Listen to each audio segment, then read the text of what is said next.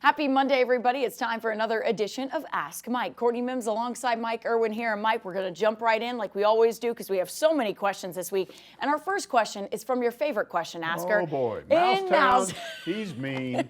He is mean. Is this going to be a mean question? We'll find out. Was I right or what? I knew this team would turn back into what it was for most of the season. Bad shot selection, poor defense from South Carolina. Poor defense, excuse me. South Carolina smoked them. Yeah, South Carolina smoked them. Muss needs to clean house. Okay, I'm going to disagree with Mousetown. What a shock. Look, here's the thing. And I'm going to label this along the lines of it could go wrong this season, it went wrong. I'm telling you, they were playing better toward the end of the season. And if Vanderbilt had been normal Vanderbilt, they'd have won that game by 10 or 15 points. But Vanderbilt was trying to pull off an upset, and they almost did it. So it goes into overtime, and you have to give Arkansas a lot of credit for after having blown it right at the end. They come back in overtime and figure out a way to win it. Problem is, they were gassed. If you go to that next game against South Carolina, they're right there at halftime, 2 points, within 2 points. But what happened to them? Going to tell a little quick story about being in a similar situation in a football game where we were up playing right tooth and nail with a really good team, better than we were. Halftime, we go into the locker room, sitting there talking to one of my buddies. We're going to beat these guys. We're really good. The problem was the amount of energy you normally have in a whole game, we put into one half. So it was a tie game, and they should have been ahead of us by 2 or 3 touchdowns. But what happened when we came out there the second half? We were gassed. I still remember getting up after sitting in that locker room at halftime and trying to walk back out onto the field. Felt like my shoes were loaded with concrete. Couldn't move anymore, and we were all that way. So we got the fool beat out of us. I think that's what happened to these guys. You saw them in the second half immediately drop behind 8 or 10 points. They made a little run at one point, got it within 5 or 6, and then you could see in the last 5 or 6 minutes of that game they were just getting gassed. I mean, the defense was wide open. There was no defense. South Carolina was getting these wide open dunks and layups, and they weren't guarding the three-point line. They were hitting three-pointers. I got a little graphic, and I want to show you what I'm talking about. This is playing time versus Vanderbilt. This is what they had. Now, Muss ended up with a core group of 5 guys that were really playing well together. Look what they did in that game. Brazil, 42 minutes. Battle, 40 minutes. Mark, almost 38 minutes. Mitchell, almost 35 minutes. Devo, 32.5, 32-15. That's your core group of 5 guys getting most of that playing time. Okay, what happened to the next game? Well, first of all, Trevin Brazil went from over 40 minutes down to under 20 because he was gassed. Yeah. He couldn't do that back to back. And then he ends up having to play Jalen Graham, who didn't even play for like, how many games did he miss? Yeah, a couple, definitely more than a few. A bunch of games, but he puts him in because he's got to have him, and he played almost 20 minutes.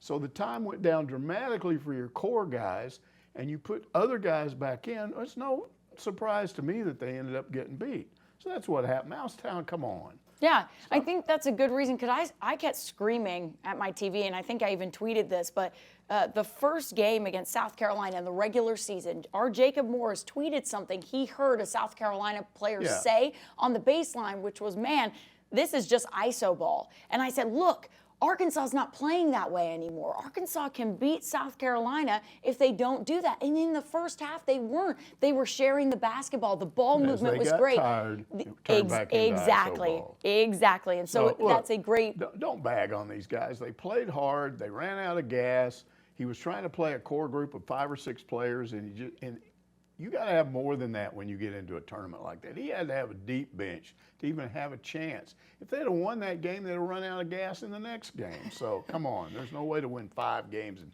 5 days. It was never going to happen. It definitely was tough, especially with the body of work that you've seen from this Arkansas team. I was like, 5 games, ooh, that's a little much. I did think, though, going into that South Carolina game, I was feeling good. In the first half, proved me right. But, man, when you run out of gas, you run out of gas. And we saw what happened.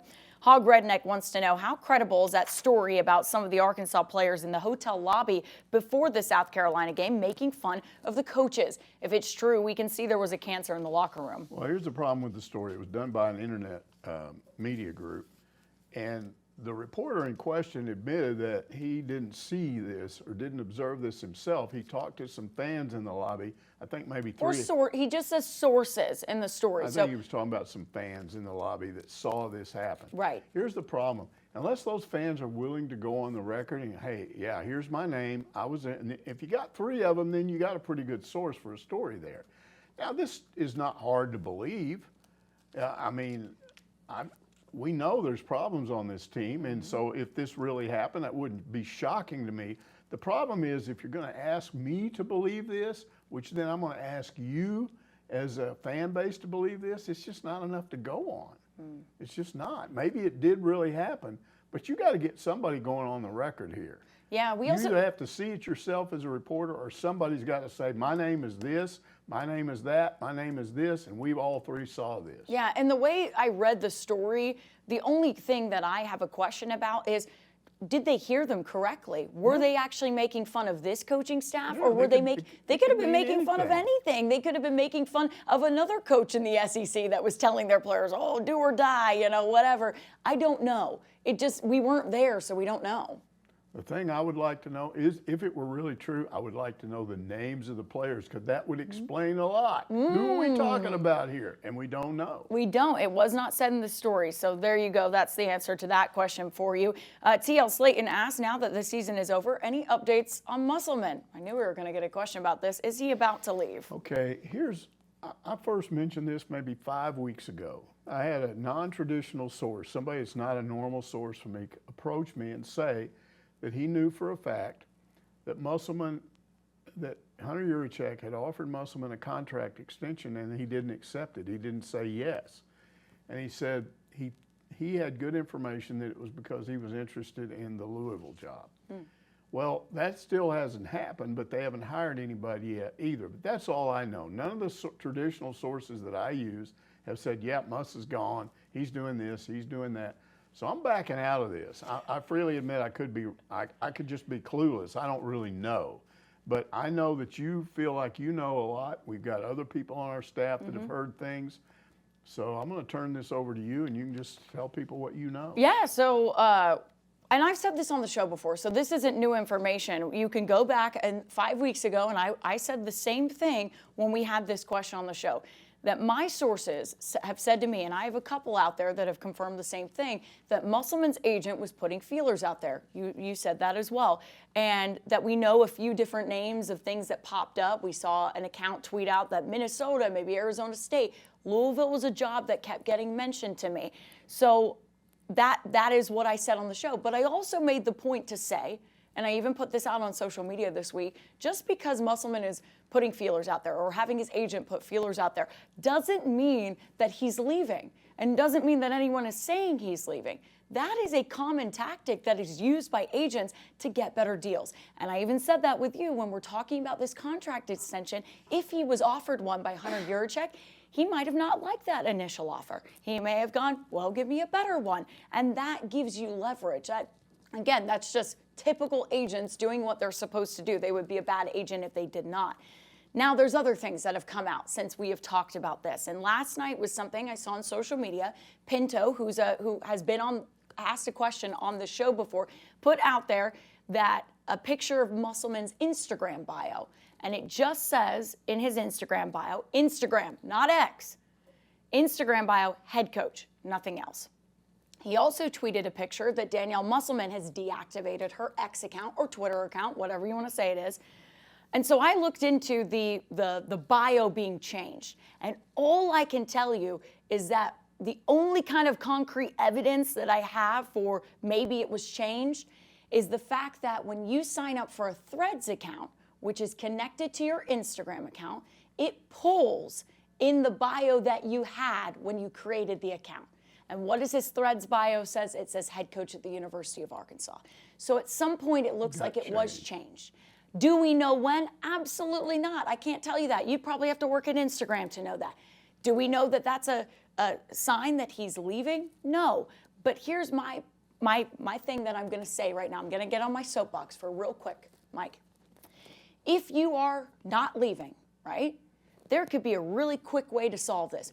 Do what Porter Moser did at Oklahoma when he was rumored to be interested in the DePaul job. Come out and say, I am not interested.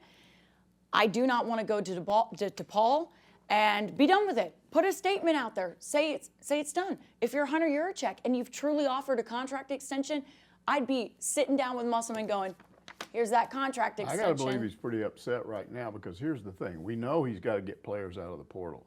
He still hasn't, this hasn't been resolved. How are you going to get somebody to come here when you haven't said, I'm going to be here?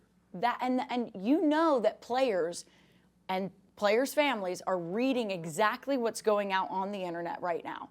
They see that he's mentioned in every Louisville job posting board. They see that stuff. They're wondering why there hasn't been anything coming out there, why he hasn't come out and said maybe, hey, I'm staying, or there hasn't been a contract extension. It just makes me a little nervous that we're kind of sitting in a limbo right now. We just don't know what's happening. And then the other thing is, what other explanation could there be for Danielle Musselman to cancel her Twitter account?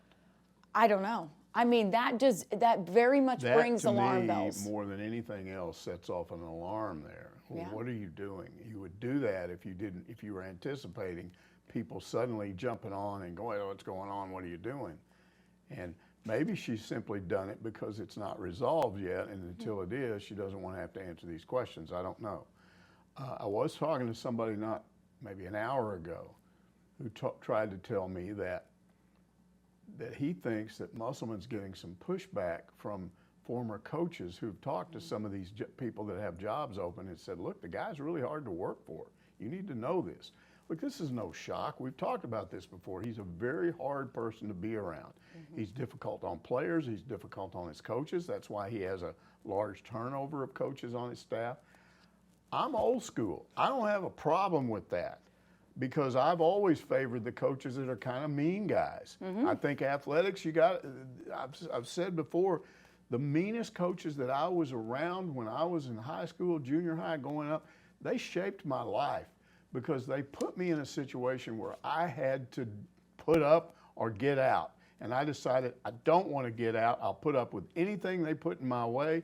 And it's sort of taught me how to deal with life because life throws you those curveballs. Yeah. So I'm not against the way he coaches, but I'm also aware that things are changing these days.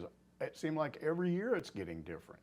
And it's just, I think more and more it's harder to be these old school type coaches. I'm not saying they're not around, but it may be that he's reaching a point where he has to make a little bit of a change. We talked about how Petrino has changed. Yeah.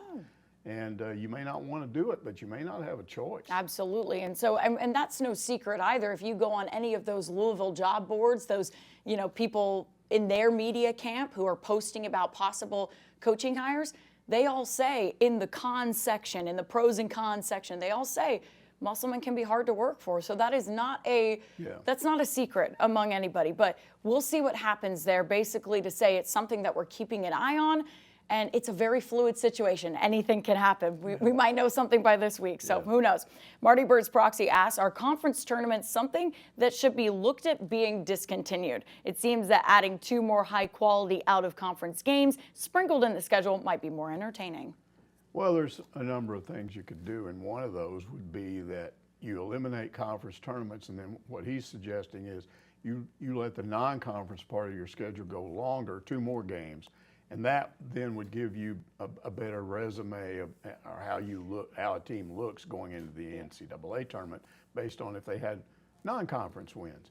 I got a better solution. Oh, no, I don't know if I want to hear this. I know you don't want to, and it's not like anybody's going to listen to me and do this, but I don't like conference tournaments. I don't like them in any sport. And here's why I don't like them. Because a team works all during conference play. I don't care if you're talking baseball, basketball, whatever. And you win a championship and then you got to turn around and do it all over again? Look at Tennessee. They went through this brutal SEC schedule, won the conference, and then had to turn around and try to, and so they don't go very far, and everybody's like, what happened to them? I'm sure they were just like, what is this? I don't like this. I would like to see, because I'm a playoff guy, I think playoffs are better, games are better than regular season games.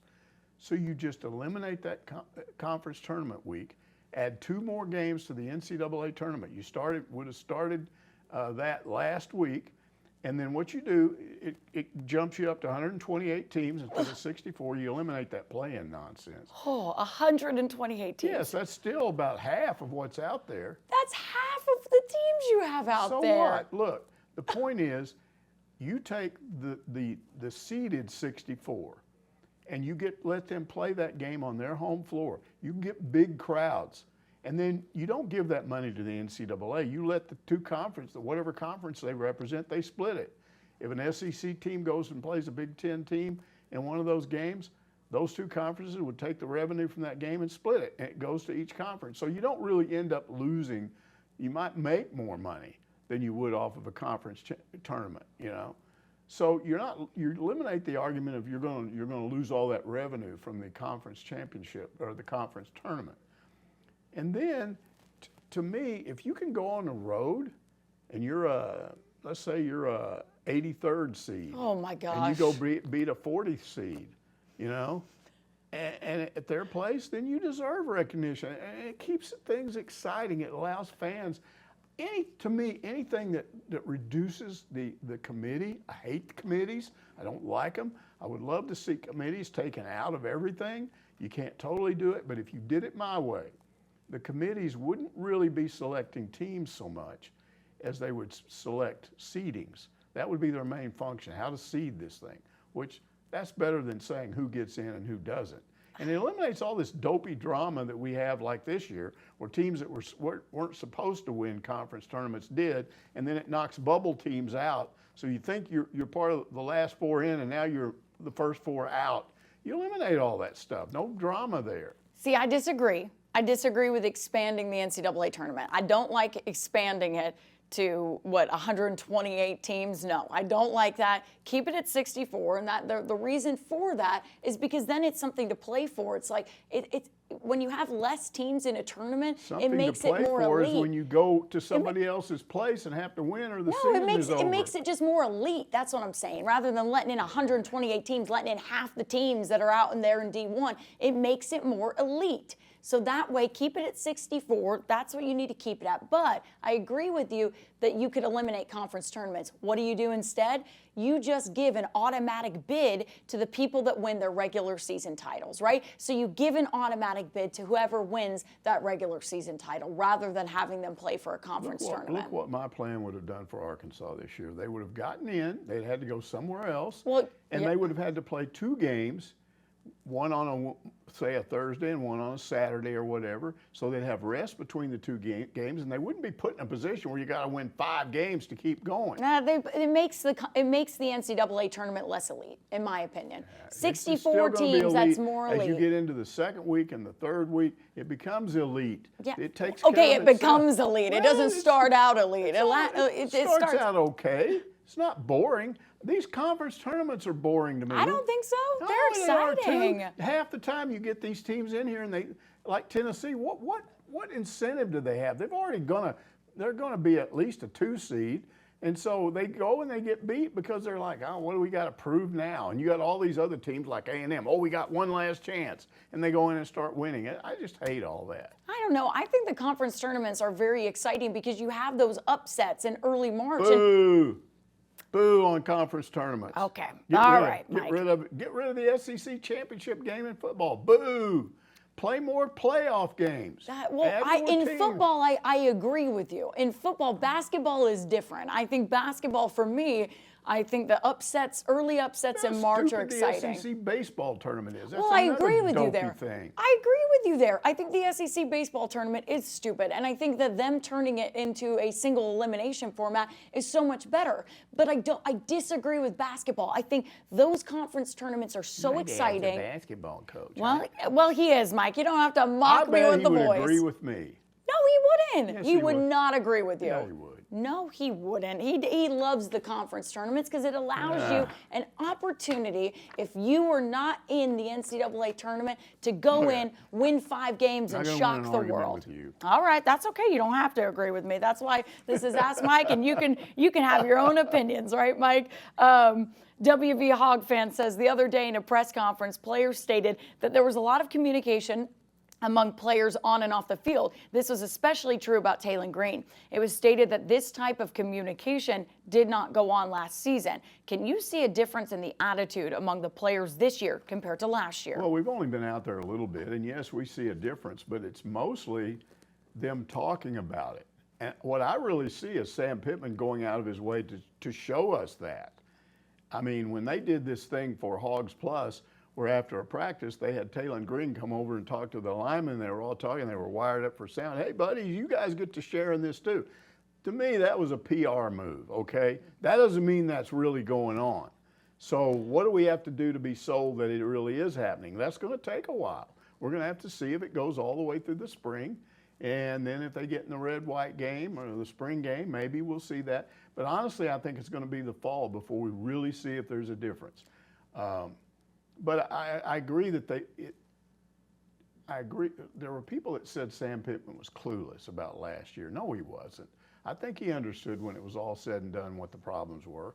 And now he's going to solve those problems. And the number one thing they're doing out there is we're not going to have big divisions between O-lineman and quarterback because that's a disaster waiting to happen. Yeah. And I think you saw the glimmers of that in that Hogs Plus video because it didn't look like Taylor Green had to interview the O-lineman.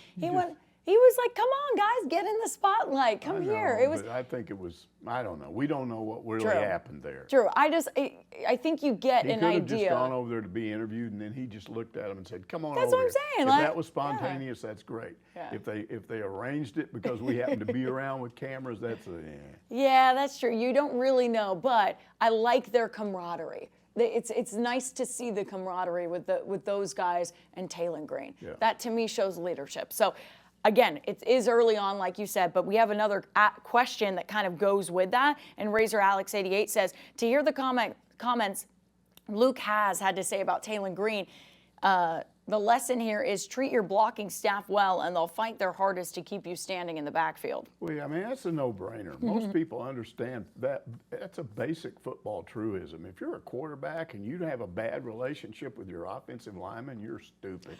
I'm sorry. That's the dumbest thing you can do because those guys are the ones that are protecting you. This would be like, okay, I'm some famous guy, I got money, or I'm a politician or whatever, and I got a bodyguard, and I treat my bodyguard like an idiot.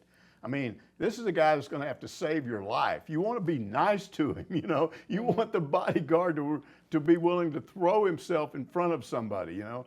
Treat the Secret Service like idiots if you're the president. Come on, that's the dumbest thing you could do. So, yeah, I agree with you. It's a no-brainer. You should have a good relationship with your offensive lineman if you're a quarterback. It's why you hear all the time in the NFL these quarterbacks giving things to their offensive linemen. Like I gave them all PS5s or all Xboxes.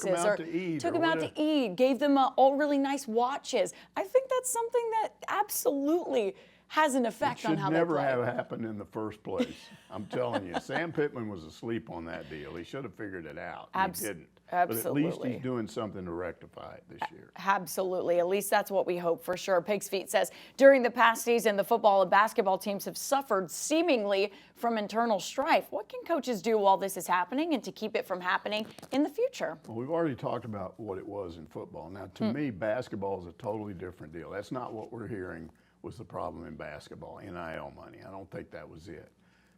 I think what has been going on in basketball, and this is total speculation on my part, but knowing what kind of coach Musselman is, very intense, very demanding, the kind of guy that will kick you out of practice if he gets mad enough. And then he's going to keep you on the bench for 2 games, 3 games until he makes a point. And if you come in here and you think you're going to play and all of a sudden you're not playing and they're losing and he's still not playing, then you get mad at him. And if you're mad at him, then you're talking to the other guys, and that starts to spread around. We know that Battle, I think it was, said 2 or 3 weeks ago, we've had this problem. Some of these guys aren't on board with what we're doing, and I think they were the guys that probably weren't playing as much. Again, we don't know who they were specifically. But that was the problem with that. So what is the solution to that? What I said before.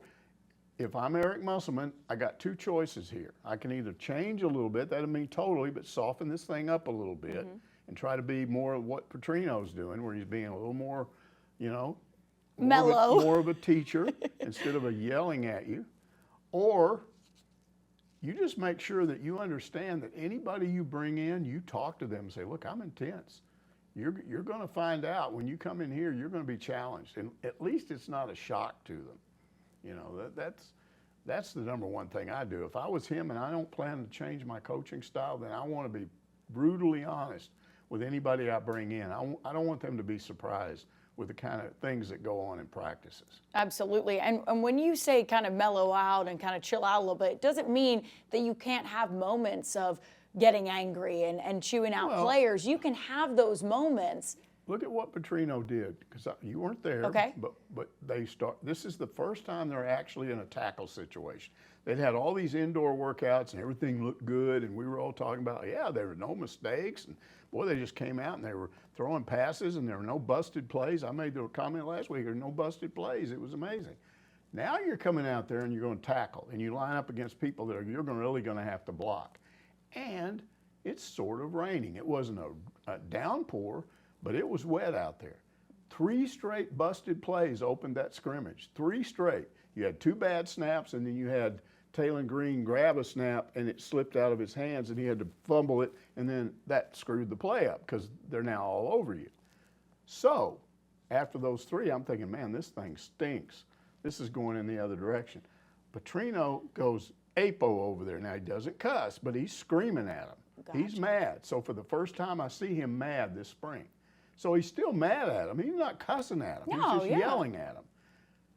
They go back, call another play, 60-yard touchdown pass from Green to Satania. So that's how that works. You can yell at people as long as you don't cross kind of over a little bit of a line. And that's why I give Petrino credit. Now, a lot of people got mad at me because I said on Twitter, all you people that are going with his previous nickname, which is, I can't say what it is. You can say what it is. We don't need to say what it means, but BMFP, we don't need to say what it is. You might ought to drop that because that's not what he is anymore based on what I've seen. And they just got all mad at me. Because they got mad at Mike. They got mad at you not because that nickname meant he was a mean guy. It means he's a BA, as in, I'm not going to say that on this show, but it means he's kind of like, he's awesome, you know? They thought I was trying to say it's much better now that he's politically correct. And I'm old school. If he's as mean as he was the first time, I don't care. I mean, I played golf with him, and they used to have a media golf tournament with the coaches right before fall camp. And I was in his foursome that first year. So this is my first time in being around him, and I knew what his reputation was, being a really hard guy to play for. And I told him the story of Coach Vanoy, which I've talked about before, when he just looked at us and said, if you guys are still alive when this practice is over, you can be on my team. Did any of us really think he was going to kill us? No, we weren't that stupid, but we understood how serious he was about this thing, and he was mean. And after I told him some stories of some of the things he did, he just started grinning, and he liked it. And he said, man, I'd like to meet that guy. And I said, well, it's impossible. He's dead. And then he starts laughing like, what are you saying? I'm going to be dead too? That's not what I was trying to say. But the point is, I think Petrino and I always got along because of that initial meeting where I seemed to be saying, look, I'm used to guys like you. I grew up around coaches like you. So I'm not in any way suggesting he can't be BMFP if that's what he wants to be. If that's what he wants I to don't be. care how he coaches, just win the games. But the point is, so far he has changed. He is definitely different. Yeah, absolutely. And is Musselman going to change? Probably not. Hey, maybe he needs to sit down with Petrino. Maybe they need to have a little chat. Maybe he can give us some pointers there. Eddie Lynn wants to know, how come the fans didn't get to see that first football scrimmage last week? I thought Pittman was going to open it up to the public. Okay, that was a Thursday morning, 8 a.m. scrimmage. No, unless you don't have a job, you're not going to go out to the Razorback Stadium at 8 o'clock on a Thursday morning and watch a scrimmage. The thing that Pittman was talking about is a Saturday scrimmage where everybody's off work, and it'd probably be sometime around noon or whatever. Won't interfere with a baseball game or whatever. And everybody comes out, and if they want, and goes and sits in the stands and watches the whole thing. That's still going to happen. Yeah. They're on spring break right now, but a week from this Saturday, they'll have their first public scrimmage, and you, Eddie Lynn, can go if you want to, even though you don't live around here, and I can't believe you'll come that far, but whatever. And Thursday's practice wasn't classified as a scrimmage. I know they scrimmaged in it, but it wasn't like. It was a situational scrimmage. Exactly. So it wasn't, he's talking about where you guys can come and it's going to look like, it's going to be they'll- a real scrimmage. They'll probably have down markers and everything. Yeah. We'll see if you can get a first down, and then if you don't, I don't know how they're going to handle Exactly, it. I don't but- think it's going to be like a spring game, but we'll see. Yeah, we'll see. Kansas Hog asked, glad that Pittman kept his word to tackle this spring. How did it go? Tackling usually changes things. Yeah, it does change things. I talked about the 3 screw-ups and then the touchdown pass. What we saw after that, I think what we saw was a good mix of the offense looking good and then the defense looking good, because there were definitely some running plays where they got stuffed. Later on, the run blocking got better, and then we saw some nice running plays. Mm-hmm. We saw some receivers getting open and being pretty impressive. Satinia looked impressive. There were 2 or 3 others that caught nice passes in a crowd. Yeah. And Jacoby Criswell, who's been running third, probably had the second best looking touchdown pass of the scrimmage. It was a red zone thing, but he just jumped up and threaded the needle. And there was a great catch that made by one of the receivers. Yeah, Davion Dozier, right? Davion Dozier, who's from Alabama and redshirted last year, but I think he played a little bit too. And he's a 6'4" guy, big guy, caught the ball. And so we saw receivers open. We saw quarterbacks throwing into tight coverage. It's much better if you can complete them. Last year, if you threw into tight coverage, it just ball got knocked away. We didn't see any of that. Maybe a little bit of it, but I was impressed with the run block. I was impressed, with the pass blocking. Yeah. It was very good. From my observation, Green had plenty of time to throw the ball. None of this stuff we saw with KJ where he's running for his life a second and a half after the snap. Now, maybe they didn't have any blitz packages going. I don't know. But the pass blocking was good. Run blocking didn't start off to be very good, but got better as the scrimmage went on. We saw again. I didn't see anything where the linebackers looked really bad. Like somebody just goes right up the middle and right through an area with the linebackers and somebody's out of position and they go 30 yards. I didn't see anything like that. So, I mean, it's one scrimmage, but it looked good to me. And the tackling part of it is, it changes everything. And you get, compared to last year, first of all, they didn't have tackling. And secondly, we didn't see it. So the fact that we can see that and then it's real tackling, it's been a while since I've seen anything like that in the spring. Yeah, Pittman's really, I'm really shocked that Pittman's living up to his word on the fact that not only is he doing all these things, but we're allowed to see it too.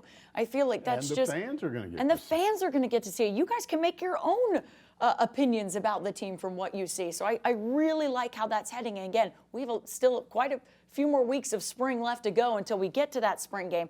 But I agree with you, Mike. I'm liking what I'm seeing, too. Well, S. Giles is mad.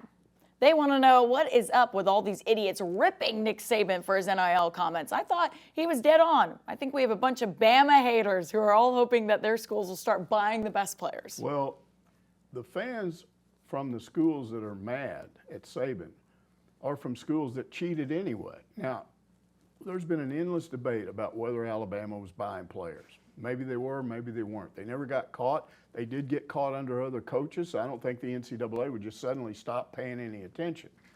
Maybe Alabama boosters got good at covering it up. I don't know. But here's the thing. I do know that some of these other schools like Tennessee and LSU were doing it, A&M, because they were getting in trouble. So what are they saying now? Well, they like the fact that there are no rules anymore. So they think, oh, we can now compete with Alabama. We'll get all these players. And some of them were saying, see, you've already lost. Saban was just mad because he started losing guys in the portal going to other schools. And then I saw this one goober who basically said that he was like a plantation owner. He was just taking advantage of the black players and treating them like slaves and all this stuff. You get into this stuff. Oh. Go talk to any of his players. He didn't treat them like that. What he basically did with most of his guys is he took 5-star players and worked them like 3-star players and then got them into the NFL. And the ones that didn't make it still got their degree. And one of the complaints that he made was he said, look, during recruiting, I would always take this group of recruits out to my house. And he said, my wife would sit down with the parents while I was talking to the players. She would sit down with their parents and talk to them about how you've raised your son up to this point. Now you're going to have to turn him over to us, and we're going to do the same thing that you've done. We're going to make sure they go to class. We're going to make sure they get that degree. We're going to help them. You're not just leaving them here, to their own devices just to do whatever they want. Because that's a very difficult thing when you're away from home for the first time. You got to decide, am I just going to be a complete hellraiser and go to parties, or am I going to have to discipline myself? And she said, we're going to be there to guide them along the way. And she said that, Saban said that worked for a lot of years, but he said his wife told him in the last 2 or 3 years when she would sit down with these parents, all they want to know was NIL money. How much money are they going to get? And he even told stories about some of these parents taking the NIL money away from the players, not paying taxes on them, and now they got a problem. They're coming back to the head coach going, well, hey, what do we do about this taxes I owe? Yeah. So it's just a thing. NIL, the way it is constructed right now, has to change. Yeah. I'm just telling you. Yeah. And here's what Saban has figured out, that none of these boobs at Tennessee, A&M, and some of these other schools that think, Clay Travises of the world, that think it's cool that you don't have any rules or restrictions. I've talked about this before. The NFL has a restriction. It's called the draft. You want to institute a draft for high school guys? No. So you don't have salary caps. Salary caps. You want to do that? So you got to have something that keeps you from just outright buying, because what these people don't understand is if you start buying championships every year, fans will lose interest. I promise you they will. I've already seen it when I read about it. More and more of them go, if this doesn't change, I'm gone. I'll do something else. I don't think they're kidding. So Saban wants to save the sport. He's out of it. Why does he care? Why would he, if it was just selfish on his part, he wouldn't say anything. He just, I got mine, bye, I'm gone. Why is he spending his time and effort trying to get this across? Because he doesn't want to see the sport go away. So what's the answer? I'm telling you, the answer is to somehow get these collectives the same at every school, so you can't just go use your collective to out-recruit somebody else, because it's the same at every school. Now, would you still not have individual NILs? No, you could do that. I don't think that's going to change. But you can't do it until they get on campus. So you come to Arkansas or Alabama or whatever, because you like the school, you like the coaches, and the NIL collective money is the same. And then once you get here, you can look into getting an agent and getting a separate NIL. But maybe they want to look into putting a salary cap on that. Instead of being able to get $2 million, maybe you get $150,000, something that's reasonable, so that you don't have this huge imbalance between this quarterback running around with $1 million and everybody else has got $40,000, because that causes issues. Well, and then you've also got it trickling down to the high school level. So then you have to have some sort of thing on the high school level as well, because right now high schoolers are getting NIL deals too. Bad. And so but that isn't ruled by the NCAA. That isn't ruled by anybody.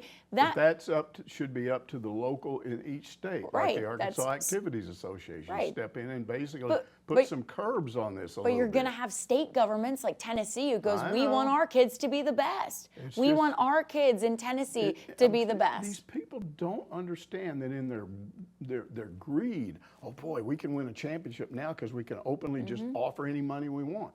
In the greed of doing that and not wanting to do it the right way, where people come to your school because they like your coaches, they like your campus, they like their recruiting visit, they get a good feeling for being, instead of all those things, you just want to throw out the money. And what you don't get is that if that is not curbed, you're going to lose the sport, bozo. It's going to happen. I promise you. Oh, yeah. Oh, there are coaches that are out there who are coaching right now that will say the sport will die. It will die if it keeps going on like it is. And that's not just football. That's basketball. That's baseball. That's college sports. Cap? Why do they have a draft? What if there was no NFL draft? What if I'm a great player and I can just go to whatever NFL team? Jerry Jones could just sit there and go, I'm going to get this guy, I'm going to get that guy, I'm going to buy this guy, and yeah, I'm a dopey guy with a bad team owner, but I can just buy all these guys and I'll end up with the best. Who would want that? No, nobody. That's why they have a draft. That's why they have a salary cap. Who is goofy enough to think you don't need any of that stuff on the college level? And it won't damage the sport if you don't have any of those controls. I don't know, but I think we're inching closer and closer to maybe instilling a college draft and making it like that, because if it doesn't get changed soon, you're right, it is going to die. It's going to be really sad. Outright buying of titles. Yeah, I agree completely. Mousetown, what? We have another question from Mousetown. He's back. Oh, and this looks pretty surprising here. I'm suspicious. Oh, I don't know. Looks like I was wrong about baseball. Their pitching is outstanding and their hitting is coming around, especially home runs. 8 of them last week. I don't know about that, See, Mike. here's the problem. Mousetown is always wrong. So if Mousetown is wrong about this, that the baseball team is actually good, then it means the baseball team is bad. No, don't say that. Don't say It's a that. jinx. Where can I knock on We're wood just going over to here? consider this a bogus Mousetown Yeah, we're gonna throw this one out. Mousetown, we will not accept questions from you anymore unless you're angry. Only angry questions, only mad questions from Mousetown. Finally, we have a question, and I love this one because I talked to this. Marjorie Garrick, she shares a lot on our social media pages, and she put on our social media page on YouTube, curious to where you went to high school, Mike. Wasn't it in Texas? And I responded, I asked you, I went, Mike, where did you go to high school again? You go, why? And I said, I got to respond to Marjorie on our YouTube. She put, I put Morton, Texas. And I thought she was talking about Morton, Illinois. No, I said Morton High School in Texas. There's several Mortons all over the country. Right. So I put Morton High School in Texas, and she's responded back to my comment saying, oh my God, tell him my husband is from Pep, but finished high school in Whiteface when the Pep schools closed down. Small world. Okay, so I'm going to tell a quick story, and I promise you there's going to be a Razorback connection, but it's going to take a while to get to the Razorback connection. Okay, so about 5 years ago, a buddy of mine and I who grew up in Cochran County, and there's one body of water in the entire Cochran County and then Hockley County, which is right next to it. There's just one lake. It's called Silver Lake, and it overlaps the border. So people in Hockley County got a little bit of a lake, and people in Cochran. And when I was in high school, you could actually water ski on this thing. It apparently had been around for centuries. Maybe it's prehistoric. I don't know. It's water that comes up out of the ground because there's no other lake like that anywhere. So we had been told by some friends that it's almost gone, that farmers sucking water out of the ground to irrigate their crops were pulling it out of the water supply that feeds the lake, and it was going to soon be gone. And I looked at a picture on the internet, an aerial picture, and it looked all green and everything. Well, what is this? So I was out there 4 or 5 years ago, and I called my buddy and said, let's go over there and look and see if this lake is like going away. This is terrible. Maybe I can take a picture of it and we can tell everybody, cut this out. We can figure out some way to stop draining the water out of this lake. So we go out there and we're driving on this dirt road right next to, we're not 2 miles from Pep, which she mentions. Mm-hmm.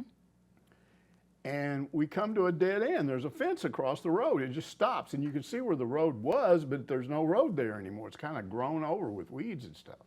So what's this all about? So we turn around and started back. Here comes Lafayette Dimmel in his pickup. Now, Lafayette Dimmel, the Dimmel family, they grew up in Pep, and there was a bunch of them. And he's a really neat guy. So he stops, he goes, what are you guys doing out here? And we told him what we were doing. We said, what's up with that road? He said, oh man. He said, your stupid county board or whatever that's in charge of all these roads, this guy that owns this land didn't like people driving right by his farmhouse. So he went to them and said he wanted to put a fence across it, and they liked the idea because they wouldn't have to maintain the road anymore. And so they've just screwed it all up. And I was just like, well, this is stupid. So he goes off, and I'm talking to my buddy, and we remembered that Lafayette Dimmel found a conquistador helmet from the 1600s next to Silver Lake several years, and he put it in the Cochran County Museum. Wow. That thing is worth all kinds of money. He could have kept it for himself and sold it, but he's a good guy. He donated it to the museum. Yeah. Now, what were the conquistadors doing there? Well, Coronado, when he went through parts of Texas into New Mexico, he was looking for the lost cities, 7 cities of gold or whatever. He didn't find them, so they come back through the Texas Panhandle, and they happened to stop at Silver Lake because it's the only water anywhere, and they needed to water. So they spent the night there, and apparently one of these stupid conquistadors took his helmet off and lost it. And it sits there for 400 years, and Lafayette Dimmel finds it. Here's the Razorback connection. Okay. When they left Silver Lake and continued to go northeastward, they ended up in Arkansas. When those conquistadors got into northwest Arkansas, where we are, they saw these feral hogs that had this wiry hair on the back, and it came up into a point along their ridge, and it looked like they named them Razorbacks because that's what their back looked like, razors. And that's where the name Razorback comes from these conquistadors. So there is a connection between Cochran County, where I grew up, because Coronado came right through there, and then he went to Arkansas, and his men named the Razorbacks. Now, I've been told that Razorback hogs don't exist anymore. They're extinct. This pig we have now, whatever his name is, Tusk the 14th, yeah. he's not really a Razorback. A true Razorback. Supposedly they don't exist anymore. I don't believe that. I think they're mean enough, tough enough that somewhere out there in the mountains or the hills, somewhere in between here and Fort Smith or I-40 or somewhere over to the pig trail, somewhere up in those mountains, there's still wild Razorback hogs running around. And if people know they're there, they're not going to tell anybody because they don't want them killed. Oh, well, there you go. Now, so why wouldn't we go out and find a real Razorback and make that real Razorback the mascot? Probably because they're mean. Too mean. Because we've seen this guy, they walk around with him and he rolls you can around feed in the him. mud. You And can, they, like, yeah, they you have can these feed videos him. where he's just kind of a nice guy. I don't think he'd be a nice guy even if he was in a pen. You're going to feed somebody, he'd probably take your fingers off. Yeah, I don't. Yeah, that would be too dangerous. I think we'll keep Tusk, but we'll let the wild band of Razorbacks in the hills over there So keep that's living. Lafayette Demo's connection to the Razorback hog. I love that. That was a great story to end the show on, and that's going to do it for this week's Ask Mike. We'll see you next Monday to answer more of your questions.